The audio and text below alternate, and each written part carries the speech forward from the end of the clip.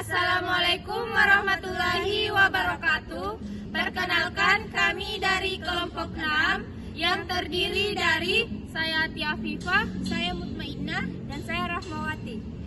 Dalam video ini kami akan membahas materi tentang kepala sekolah sebagai administrator dan supervisor untuk memenuhi tugas mata kuliah manajemen pendidikan sekolah dasar dari APAS Siranuddin SPD MPD. Selamat menyaksikan. Nah, hari ini kan kita akan membahas tentang kepala sekolah sebagai administrator dan supervisor. Untuk pengetahuan mendasar saja dulu. Menurut kalian itu kepala sekolah itu seperti apa sih? Kalau menurut saya itu kepala sekolah merupakan seorang manajer di mana dialah yang mengatur segala sesuatu yang ada di dalam sekolah. Nah, untuk seperti mencapai tujuan sekolah dengan posisi sebagai manajer, kepala sekolah juga mempunyai kewenangan penuh terhadap arah kebijakan yang ditempuh menuju visi dan misi sekolah, di mana kepala sekolah juga merupakan pencerminan dari kepemimpinan kepala sekolah.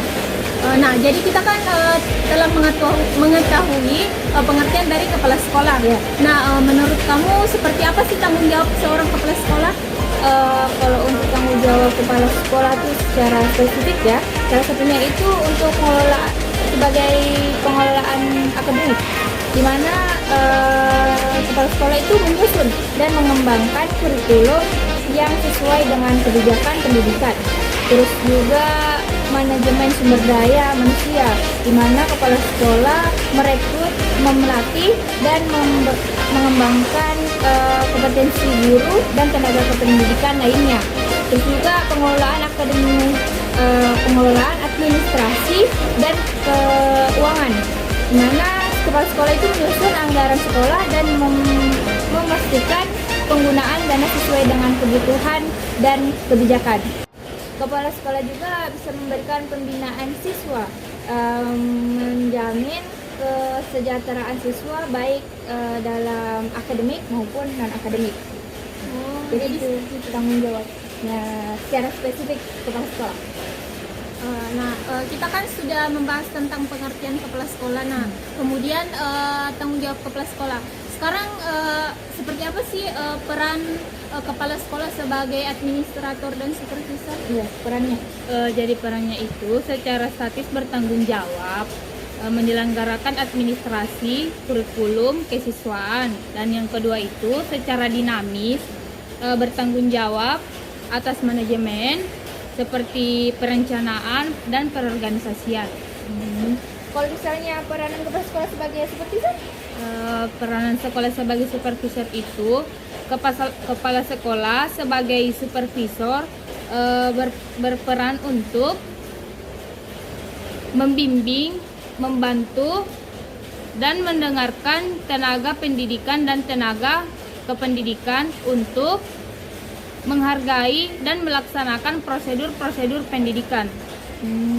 Nah, kalau kan tadi perannya, terus kepala sekolah seperti apa, terus tanggung jawabnya.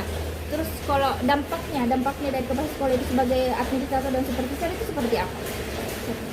Mungkin dampaknya itu seperti membangun tim kerja yang solid, kemudian dapat meningkatkan yang solid, kemudian dapat meningkatkan kompetensi guru serta membangun hubungan dengan orang tua dan masyarakat.